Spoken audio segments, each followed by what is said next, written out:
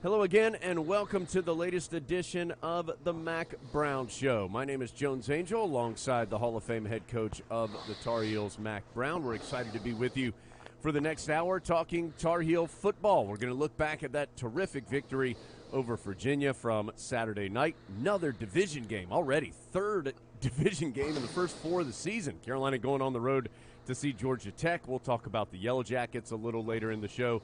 Answer your questions for the head coach of the Heels, and you'll hear a little bit of an interview with former Tar Heel great linebacker Bruce Carter. Bruce been in town here recently. In fact, moved back to the area now that his NFL days are done, and Adam Lucas and I had a chance to talk with Bruce. So all of that coming up, but let's start off with Saturday night. And Coach, felt like a big game, two good teams, terrific atmosphere in Keenan, big-time individual performances and high-level play, and your team really responded, really controlled that game for 3.5 quarters and pulled away from Virginia in the end 59-39.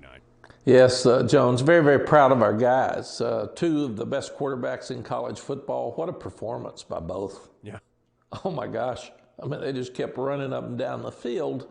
And I was really, really proud of our offense. The second half at Georgia State, we got on track. And we started getting some rhythm and kind of getting an identity of who we are this year, since we lost so many skill guys last year. And then the whole game Saturday night was that way. We should have been up 31-14 at halftime.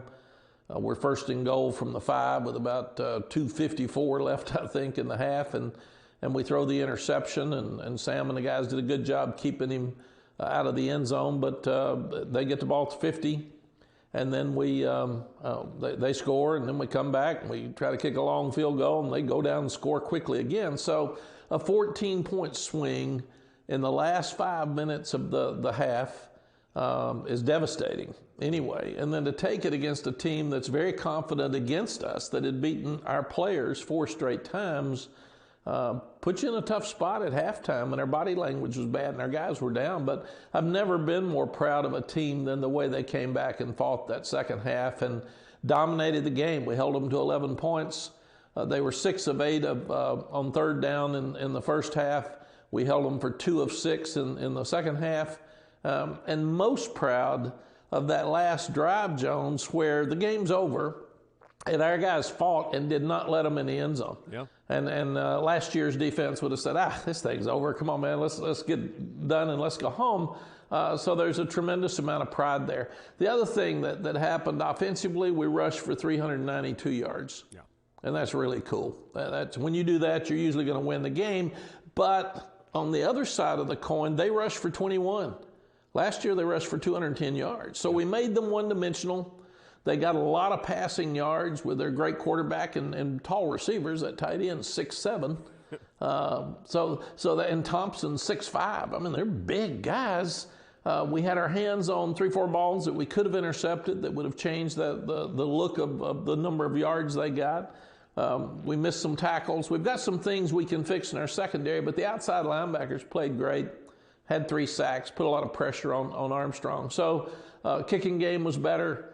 So I'm happy today. Got some things we can fix, but it's a lot better when you come out with a big win. Heck yeah, a lot easier to fix those through the week when you're feeling good like the Tar Heels are. By the way, Coach mentioned third downs. Not only did the Tar Heels improve defensively on third downs in the second half, Carolina was a perfect 7 of 7 on third down in the second half as well, after not having many chances in the first half because they were moving the ball so efficiently. Yeah, and Jones, I'm sorry, I mentioned the one that we didn't do well in the red zone offensively, but we were 6 for 7 in touchdowns. Yeah. So we're doing a lot better with our red zone offense than we have in the past. And let me say one other thing for our crowd tonight. So happy for Chapel Hill that people are back in the stands. The hotels, the restaurants, the businesses flourishing on Friday and Saturday. It put a big smile on my face. The students were unbelievable again. Our crowd was great, but economy, we got people back in Chapel Hill filling up places, and that's one of the things that the great sports programs that North Carolina bring to our community. They bring people, and they bring people for events. And and it was so sad last year for everybody. But Saturday night, the last 2 Saturday nights were really fun to see people back and spending money in Chapel Hill. Felt like a true home field advantage for sure on Saturday night for Carolina. One other stat just to throw at you, Coach mentioned the red zone and how well Carolina did in the red zone. Virginia had not allowed any red zone points, not just red zone touchdown, any red zone points through the first 2 weeks. And so Carolina did that against a defense that had been playing very well in that area of the field. And, Coach, you mentioned the rushing yards, the total yards, 699, an eye-popping number by itself, but the distribution was so impressive, as you said, 392 on the ground, 307 in the air. You were really able to move the ball in multiple ways for most of the evening. Yeah, I think it was the 6th most yards we've ever gained, right, which is very impressive. But Josh Downs is stepping up.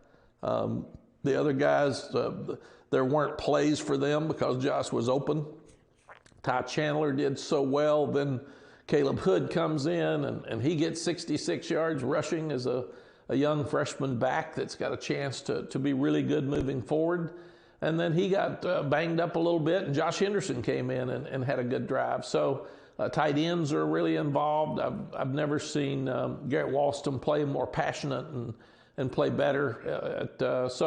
Offensively, we got to keep it rolling. But Saturday night, last half of Georgia State and Saturday night, it's the first time we've looked like we did last year. Right. At times, and I think we're finding our way now. Coach, you did not start 3 regulars on the offensive line, and Brian Anderson, Joshua Izudu, and Jordan Tucker all did play some during the game, but you played a lot of backups on that O-line, and it felt like that offensive line had its best game of the season to date. Yes, I didn't sleep at all last week, Jones, because 3 starters aren't practicing. And I'm thinking we've had trouble running the ball against Virginia. Yeah. Come on, man. This isn't the week. We need our offensive line back. And at a time where you lose 2 of the best backs in the country, you didn't need an experienced offensive line to be banged up, and they've been banged up for the 3 weeks that we've played. But what a great positive for our program that we're developing depth and quality depth, because William Barnes stepped up and played really well. Ed Montelis had his best game. He graded about 86-7%. And Kurian Johnson's been playing well. So we're developing depth, and instead of sitting and whining about who's not out there, we can talk about an opportunity for the next guy. Same thing with Caleb Hood stepping up when DJ Jones is out, and Josh Henderson stepping up when Caleb's out. Let's quit talking about injuries, and let's talk about opportunities.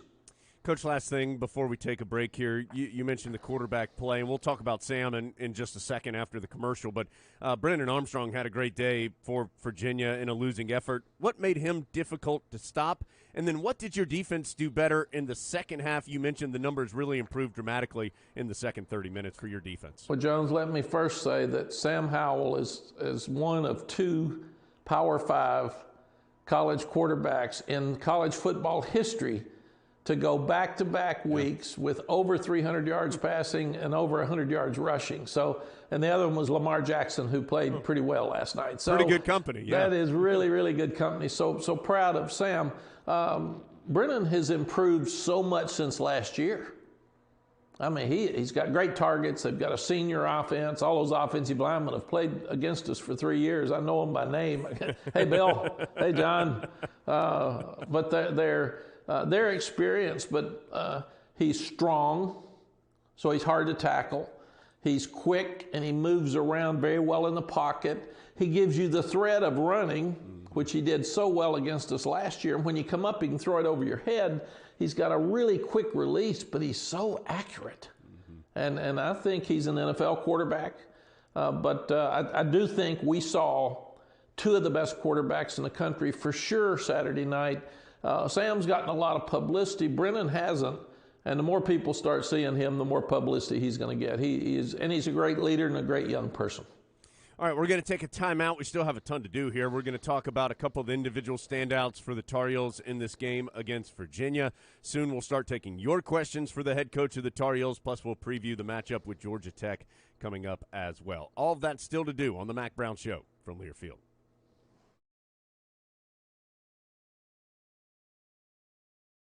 Welcome back to the Mack Brown Show. Thanks for being with us. And the show brought to you by Top of the Hill.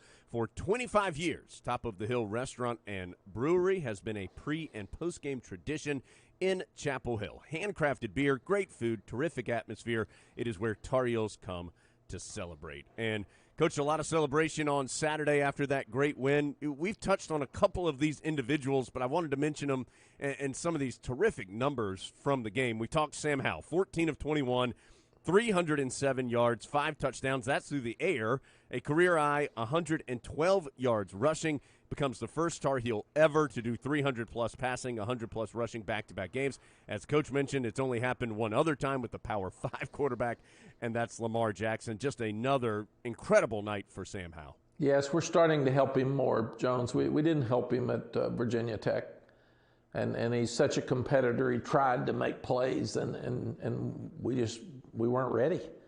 We were emotionally ready, but we weren't physically ready and ready as an offensive group to win that game. And I wish we had it back. We don't. That's what I told the guys last week. You don't get these back. You don't get days back in your life. You sure don't get games back. So you got to be ready to go when you have one of those. But the last 2 weeks, I think Sam's been the best Sam we've ever seen. He's thrown a touchdown pass in the 28 games he's played in, which is the longest streak in college football. His running now is making a difference for our football team. He's opened up some running game inside because now they've got to worry about him outside, and he's so accurate with his throws. And then you've got receivers now starting to step up. A tremendous catch by Antoine Green last week against Georgia State in the end zone. What a magnificent catch by Josh Downs in the end zone near the blue zone to change this game on Saturday night. And then your running backs are starting to find creases behind the big offensive linemen. So really, really proud of the offense. It all goes because of Sam.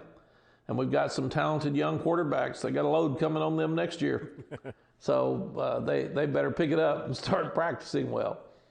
Coach Ty Chandler had his best game as a Tar Heel, 198 yards on the ground, had 2 touchdowns. We haven't talked a ton about Ty this year, and you haven't gone the transfer route very heavily in your time here at Carolina, but why was Ty the right choice as a graduate transfer from Tennessee at this time for the Heels?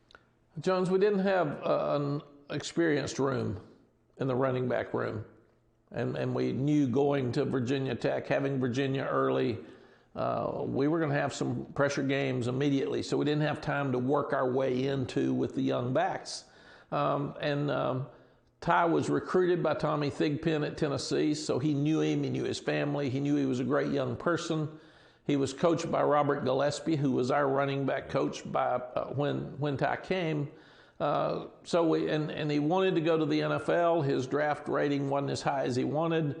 He wasn't going to stay at Tennessee because they were being investigated, and he didn't feel like he should stay at that time. He wanted a different look. So it was a natural for him to come where we lose 2 great backs. And we thought Jamonte was going to stay until way late, so we wouldn't have looked for another back. We thought we were fine, and when Jamonte left, we needed the older back. What I didn't understand, and it makes sense, sometimes your transfers are like incoming freshmen. They don't know your team. They don't know your locker room. They do not know your offense. They don't have the chemistry yet with your offense, so it takes a while. And I thought last week in the second half of Georgia State, Ty started coming around a little bit, and then obviously Saturday night he just went off. So I think he's just getting to be more comfortable with the offense and the coaches and the people. Coach mentioned Josh Downs. Just a reminder on the numbers that Josh had: 8 catches, a career-high 203 yards. It's the 8th highest single-game receiving total in Carolina history, and it's the 3rd consecutive year that a Tar Heel receiver has had 200 or more yards against Virginia. De'Ami Brown did it back-to-back years, and then Josh on it Saturday night, including a couple terrific catches. Coach, we have mostly talked offense, and understandable, with 699 yards. Wanted to just highlight a couple of defensive players for you. Kamen Rucker, 2 sacks in the game and forced a fumble. Jaquarius Conley had 5 tackles and a big interception in the second half. Just a couple of the guys who had good nights for you on Saturday. Yeah, the outside linebackers played really well. because they brought in 2 tight ends, and they made it really, really tough to rush the passer. But guys still pressured Brennan and made him move out of the pocket at least, and got him off his rhythm and timing. Kamen Rucker, 2 sacks and 5 tackles. Recovered a fumble. I mean, this guy's playing really, really high level. He was our defensive player of the game. Josh Downs and Ty Chandler were our offensive players of the game, and Josh Downs was our special teams player of the game. And obviously you could give Sam Howell the player of the game each week. But Kamen Rucker was an under-recruited guy because of his size that plays with a very, very high motor, and we're really, really proud of him. Carolina gets the win over Virginia again, 59-39 the final score. As you can imagine, Coach, we've got a bunch of questions surrounding the Virginia game and a lot more. We're going to start getting to those when we return to the Mack Brown Show from Learfield.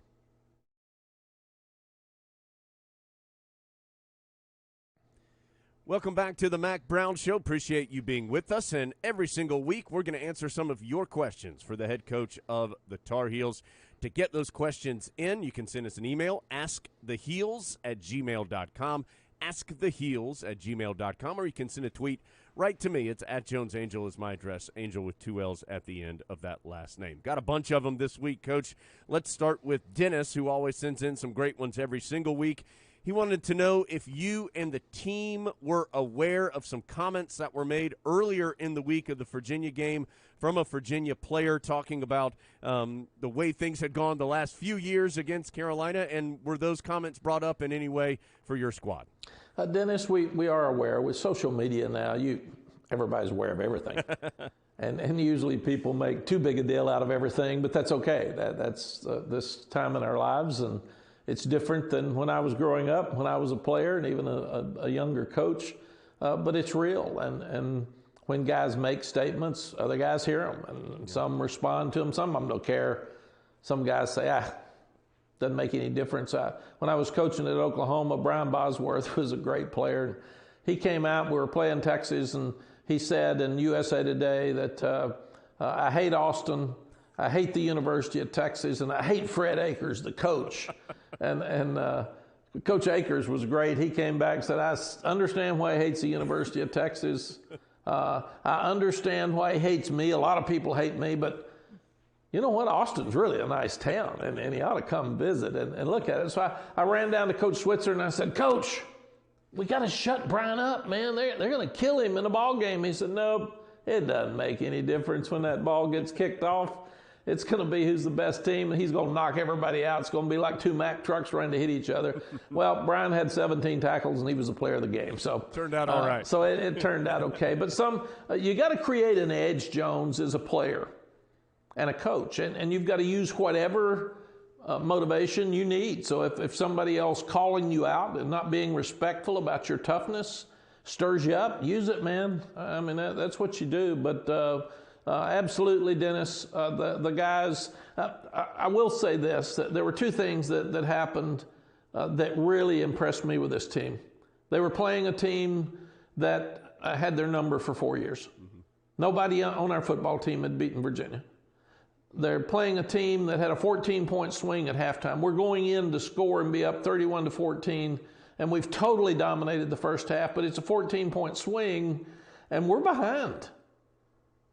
And that's really, really difficult to overcome. And the guys came back out the second half and just totally overcame it. And then the last series of the game, when our defense fought and held them out, when it didn't matter, those are things that mean your program's growing up and getting more confidence and more toughness. So, yes, Dennis, I like the way they performed. I didn't like the fact we got called out, but it's okay. It is what it is. Coach, Dennis asked one more, and actually he wasn't the only one to ask this. It was about the amount of stoppages of play for Virginia injuries when Carolina had the football, and were you guys getting frustrated by kind of the herky-jerky nature of the game due to all those injuries? Yeah, Dennis and fans, that's something that the officials and rules committee are really looking at across the country. They do not want players stopping the game to slow the momentum down of the other team. It's a very, very difficult thing to judge because at the same time, you never want to question a young guy that's laying out there that may be hurt.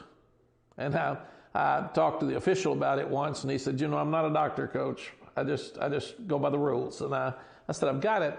I think what will probably happen moving forward is when some young person gets hurt and gets up and walks off the field, there'll probably be a number of plays he'll have to sit out. Right. Whether it's the rest of that series, whether it's 10 plays, whether it's 5 plays. But that's something that the Rules Committee has asked us as coaches to try to be very clear to our players not to lay on the field unless you're hurt. I trust Bronco Mendenhall. I trust the Virginia players. They're great kids. So I think they had cramps. I think they were hurt or they wouldn't have laid there. But it is something that college football in general is talking about and concerned about because of substitution, because of the rapid pace of offenses. We're just seeing more and more of guys laying on the field and getting up and running off, and it's kind of hard to determine whether it's real or not. But Saturday night, I thought the Virginia players were not faking. Yeah, right now you just have to sit out one play. If you go down and stop the action, you just have to miss one snap, and then you can come back in. Coach, to that point, it was a hot, muggy night. It felt like for a majority of that game in Kenan. At least from my seat, your team seemed to be extraordinarily well-conditioned, didn't seem to have as many cramping issues as the Cavaliers did. Yes, our trainer, Luke Ross, our nutritionist, Kelsey Gomes, and Brian Hess, our strength coach, have done a tremendous job with our guys. And we only had one guy cramp, and that was Dre Bly, and that was at 3:30 that night. He said he got home and started cramping. So I said, obviously, you need to hydrate more and get in better shape. But really proud of the conditioning for our team. You can survive a cramp to Dre. Maybe not in 1996 or something, but now we can survive. And the other thing, Jones, the defense played 44 snaps the first half compared to the offense that was only out there 29 plays because we were scoring so fast. Yeah. So we were out there a long time. Coach, last question, and then we'll take a break. And you've mentioned that sequence right before half, and then you guys coming out so strong in the second half. Several questions about that halftime locker room, kind of the mood in there, what the coaches said. Did you feel that your team was still engaged? Just a lot of questions about what was happening at that point in time. I felt bad coming off the field because I felt like we'd lost our juice, we'd lost our confidence, our body language wasn't good, we'd lost the crowd. It was just a downer, man. It's like, what in the world just happened? I mean, this thing, it happened fast, and I'm not really sure what happened. We're in total control, and now we're behind. And being behind at halftime is tough. But that again, the momentum swing. So we told them at halftime, you know what? A lot of people have questioned our toughness across the country. A lot of people have questioned our confidence. We can't have a better situation to answer those questions. We've dominated the game, so we're the best team, but we gave into it and give them credit. They fought back and got the lead right before halftime. So this is the perfect scenario for you to answer anybody who thinks you're not mentally tough or confident, because this is hard to overcome, and we're going to do it. So thank you, football gods, for putting us in the perfect position to get some questions answered that we need answered. We're going to answer some more questions here on the show coming up in a bit. When we return from this break, though, you'll hear from Tar Heel great Bruce Carter. Adam Lucas and I had a chance to talk with the former great Carolina linebacker. After that, Coach will be back. We'll answer some more questions, preview Georgia Tech coming up as well. It's the Mack Brown Show from Learfield.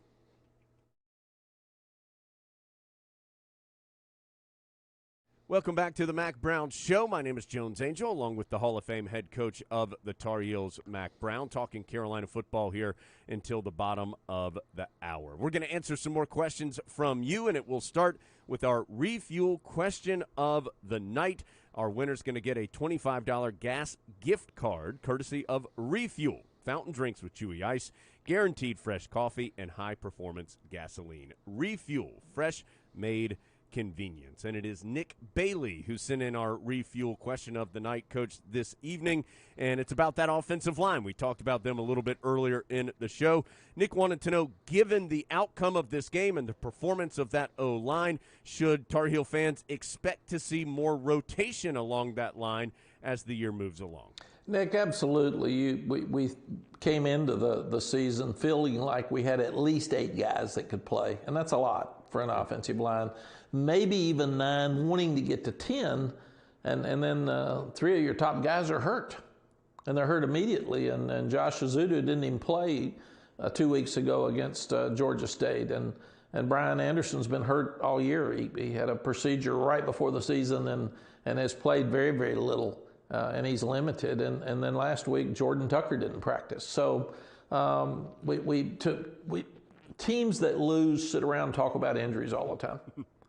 And it's just an excuse to lose. It's real. It's fact. And coaches want to win so badly for the players and for you guys. And so they want to win. So when people say, how's it look this weekend? You know, the first response is it looks awful.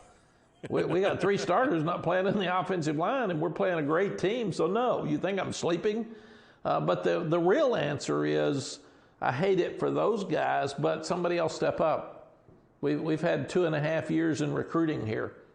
So we're supposed to be developing players. So to do that, step up. William Barnes, it's time for you to play, man. Mm-hmm. You've done everything right. You've lost from 342 down to 315 with your weight loss. You're getting more confidence. You're working really hard. Now you got to take it to the field. And a lot of times, Nick, guys will not practice as well until you put them in a game and you trust them, and then you trust them and they feel more confident because you trusted them and they play better. And that's what happened with Ed Montelis on Saturday night, and that's what happened with William Barnes. They both played really well. Coach Gary sent this one in and was curious about what happens on the sideline when you're in a position like you were on Saturday. We're right before the first half. You had a 4th and 13. You could have gone for it from the 37. You could have tried a really long field goal. You could have punted. It was just a tough space and down and distance on the field. Ended up trying the long field goal that wasn't good. But Gary's question was just what kind of conversations happen by the staff in a short amount of time to try and make that decision? Gary, you've got to have an hour-and-a-half conversation in about 15 seconds. Yeah. And that's it. If it wasn't 4th and 7, if it was 4th and 5 or less, 4th and 4, we were going to go for it. But we didn't want to leave it laying out there. And then Grayson Atkins was standing next to me. His range is 54. He can make that field goal. And I thought we needed momentum right after they had the interception and took it back and scored. So we needed points before we went at halftime. I was disappointed we didn't stop them after the field goal. That's legal. So I turned to Grayson. He said, Coach, give me a shot, man. I can make this. And you worry about long field goals because they can get blocked and run back. But I felt like at that time it was a thing to do. And afterwards, you always question yourself, Gary. Fans question, you've got till Monday. I have to do it 10 seconds afterwards. But you had an opportunity. Do you punt them down deep? You may not gain many yards there because if you don't keep it out of the end zone and you're trying to get it in the end zone, so it's a 20-yard gain or something, right. Do you go for it? And we didn't have momentum at that time. And I didn't want to give them the ball there, and I thought the best opportunity for us to get points was Grayson, and the kick was just a little bit right. Yeah, it was long enough, just a little bit right on that particular kick. Coach, last question here before we take our final break, and we'll preview the matchup with Georgia Tech coming up in just a second. This question comes from Devin, and with this game coming up, the Jacket game, it's 7:30 again. Devin wanted to know, how does the team pass the time when you have a later kickoff, which now Carolina's had 3 Saturdays in a row? Devin, it's a great question, and we're playing now our 4th night game. Yeah. So we're much more used to it than we were last year. When we went to Florida State, we'd played all early games. And we were practicing from 8 to 10 in the morning. So I didn't think we responded well early at Florida State. That was rather obvious. But it concerned me about what to do. So we made some changes in preseason practice to practice at night and talked to them a lot about this time of the day you'll be doing this time of the day you'll be doing this. and now we've got 4 straight night games. So we'll have to worry about trying to adjust to an afternoon game. It'll be different. But we keep them up, we keep them moving, we let them sleep in a little bit. They can eat breakfast between 9 and 10:30. We have special teams walk through at 10:30. And then they have player position meetings, and then they go offense and defense. Now they get back up, and the strength coach works with them some, stretches them. You do not want them laying in that room all day watching games falling asleep. Right. Because they're tired anyway, because we work them so hard, and they go to class. But so far it's working. The 3 games that we've played, we've emotionally been ready to play. We didn't play well offensively at Tech, but we fought hard, and we played till the end. So I feel like our conditioning, our nutrition, and the way that we're handling our game day is all working right now for us. Of course, this next night game is in Atlanta against Georgia Tech. We'll preview the matchup with the Yellow Jackets when we return to wrap up the Mack Brown Show from Learfield.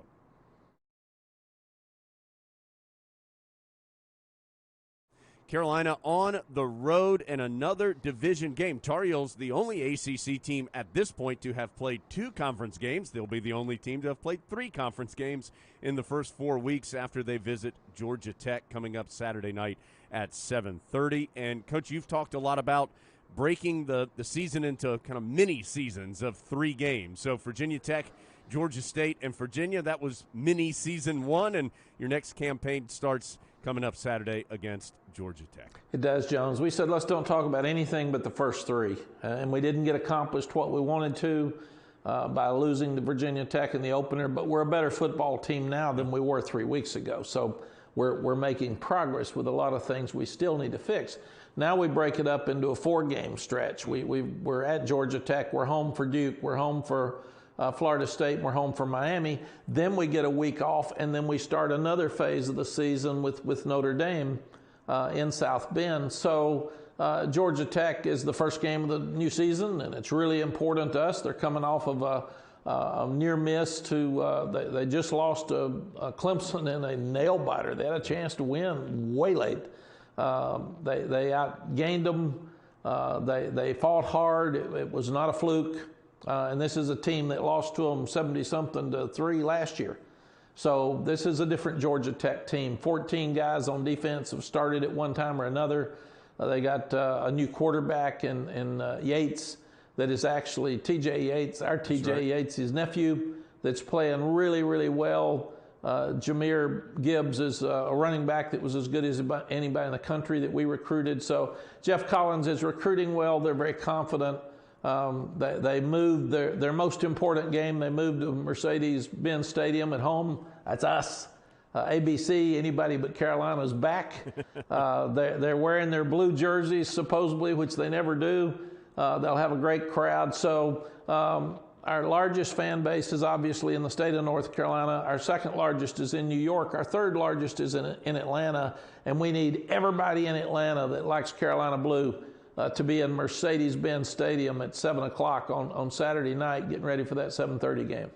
Georgia Tech defense been impressive early on. Coach mentioned the close call against Clemson. They were the first team to hold Clemson to under 20 points and less than 300 yards for the first time since 2014, and as an ACC opponent. So first time that's happened against a conference opponent in 7 years. Coach, you mentioned Mercedes-Benz Stadium's a bit of a unique environment. It opened in 2017, holds 71,000. Does that make any difference to you, the unique location of this game? Nah. I think it's a compliment that Georgia Tech thought so much of our game and respect for us that they would move our game inside because that's their big game of the year. Also, I tell our guys, you want to play pro ball? Falcon Stadium, man. Go in there and get yourself ready to go. Let's see how you play. And I know exactly what the weather's going to be. 71 degrees, 1 mile an hour wind. So I can predict the weather this week for one of the few times for the year that I can be able to do that. 7:30 kick on Saturday night. We will be on the air radio-wise for that one starting at 6:30. Coach, as always, thank you for your time here on the show and look forward to talking with you next week. Thank you, Jones. And thanks again to all you fans that came out on Saturday night and were so loud. It's been another edition of the Mack Brown Show from Learfield.